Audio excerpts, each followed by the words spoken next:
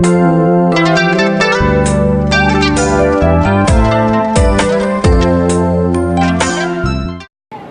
dans le Seigneur, bonjour et bonsoir selon les moments que vous allez nous suivre dans vos médias, dans vos postes téléviseurs, partout dans le monde, à l'internet. Je ne sais pas dans quelle mesure que vous serez disposés peut-être à nous lire, je ne sais pas, par internet. Nous vous disons infiniment merci et soyez bénis au nom de Jésus-Christ, notre Seigneur et Sauveur. Aujourd'hui, c'est dans le cadre de notre émission La Vérité libère que nous allons recevoir Papa Jean-Pierre. Papa Jean-Pierre, c'est l'enfant de Bethel, l'un des changeurs grandi à l'un des changeurs, qui a reçu l'enseignement de notre Seigneur Jésus-Christ au pied de pasteur Florent Moussipé Kitambombe. Et aujourd'hui, il réside en Belgique plutôt. Il est venu nous rendre visite à l'un des changeurs, principalement à Kinshasa, où nous voulons le recevoir aujourd'hui pour qu'il nous parle un peu en tant que disciple. Bonjour.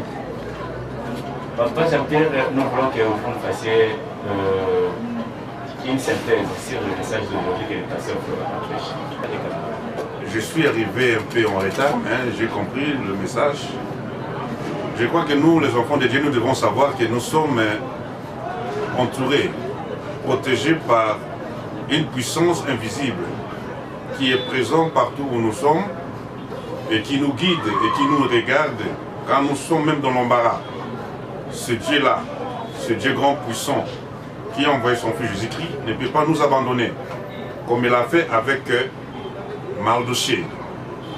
Vous devez savoir que Mardochée est resté fidèle, d'abord sa fidélité et sa détermination qui l'a amené à vaincre le mal, à vaincre la puissance de l'ennemi. Parce que Aman représente l'image du diable et Mardochée représente Jésus-Christ, parce qu'on avait préparé déjà une croix pour le crucifier. Mais la main de Dieu est intervenue in extremis et il a sauvé Mardochée et tout un peuple, le peuple juif. Et aujourd'hui, nous lisons l'histoire et nous le méditons parce que c'est un exemple pour nous. Nous devons rester fermes, nous devons rester dans la foi. Tous ceux qui croient en Dieu, si tu n'as pas la foi, je crois que tu fais un travail vain. D'abord la foi et croire et la persévérance. Mardochée avait persévéré, quand bien même il était abandonné, quand bien même le roi a oublié tout ce que Mardochée avait fait pour lui. Mais le livre, il a appelé un jour le livre des souvenirs, il a tout regardé et il a dit, que dois-je faire à celui-ci? Et l'ennemi de Mardochée a été confondu et la gloire est revenue à Mardochée, à tout un peuple, le peuple juif. Papa Jean-Pierre, s'il vous plaît, moi je voulais demander ceci. Ça, c'est l'histoire. Hein, c'est l'histoire. Maintenant, je suis devant une difficulté où je trouve que je suis vraiment en train de partir vers la mort. Et on me propose une solution, mais qui ne cadre pas dans la volonté de Dieu. Qu'est-ce que je peux faire? Un enfant de Dieu reste ferme, quelle que soit la mort. Même s'il y a un revolver ou une épée devant lui, il reste ferme et il est déterminé. Il ne change pas. Même notre Seigneur Jésus-Christ a été embrassé la mort. Il a vu la mort devant lui.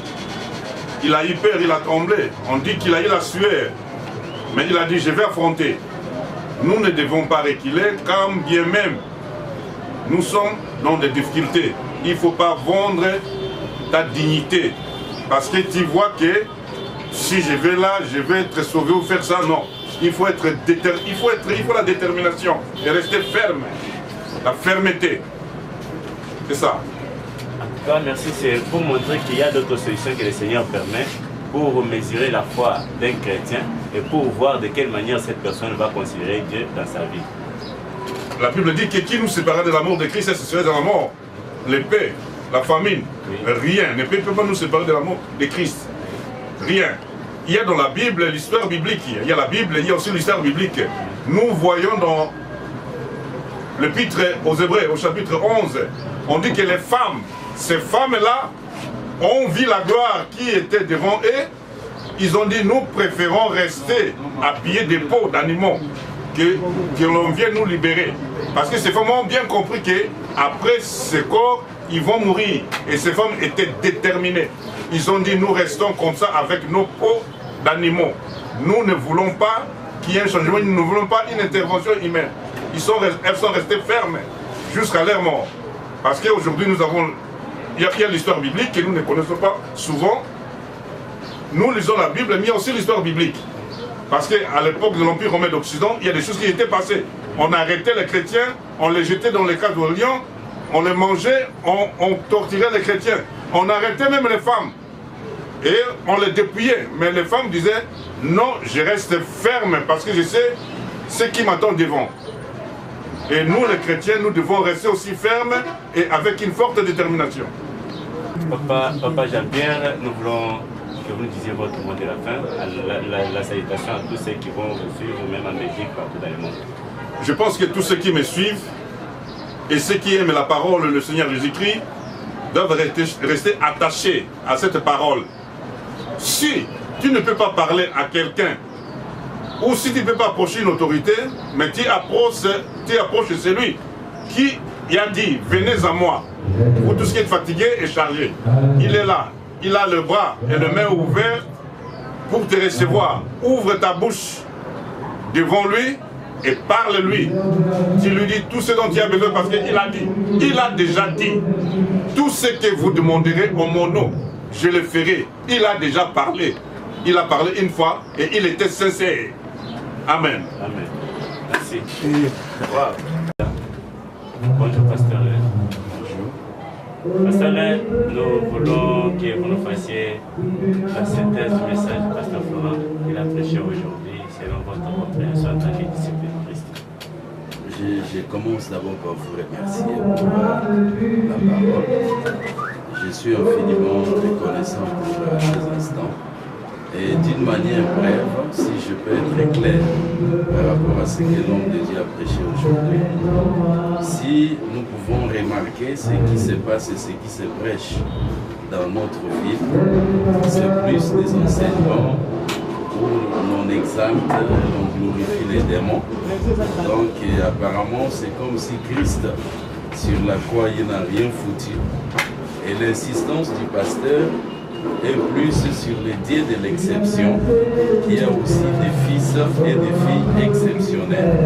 Alors, ces dieux de l'exception, il y a des fils exceptionnels. Ces derniers, dont je veux parler de ces filles et ces fils, ils doivent d'abord, de prime abord, connaître leur identité. Parce que si quelqu'un ne connaît pas son identité, il peut être dupé, il peut être pris dans des pièges de l'adversaire parce qu'il ne connaît pas son identité.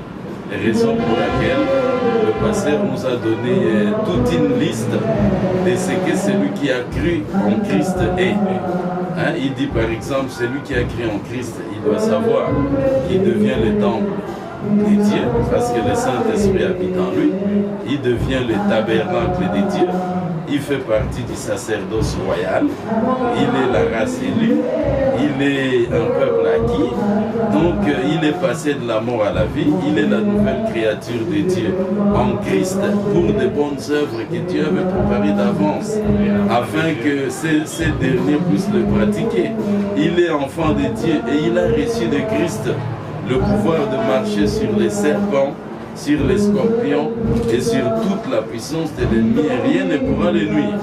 Donc l'insistance au fait du pasteur était là. Comme vous êtes des dieux et que vous avez une nouvelle identité, il n'y a plus rien à craindre.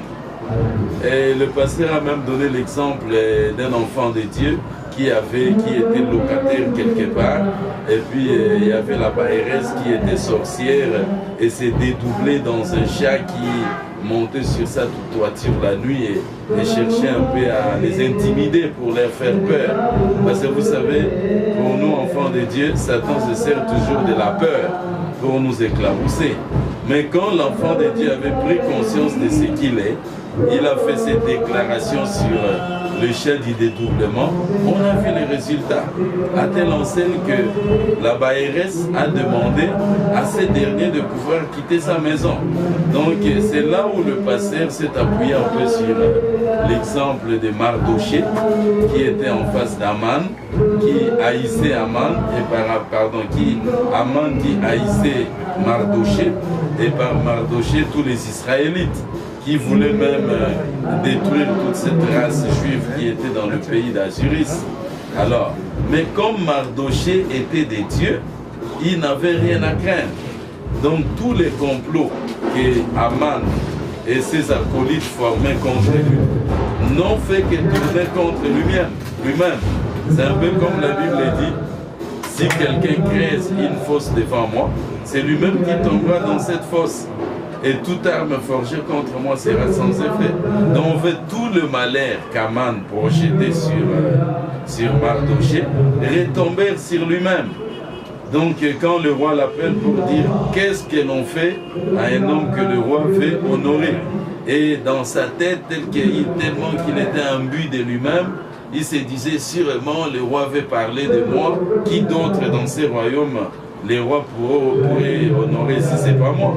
Alors il a essayé un peu de trouver tout ce qu'il fallait faire parce qu'il s'est dit c'est moi, c'est à moi qu'on fera cela. Alors je vais être vraiment plébiscité, élevé dans ces royaumes d'Azuris. C'est comme ça que finalement, à son grand étonnement, le roi va lui dire ne retire absolument rien de tout ce que tu viens de dire.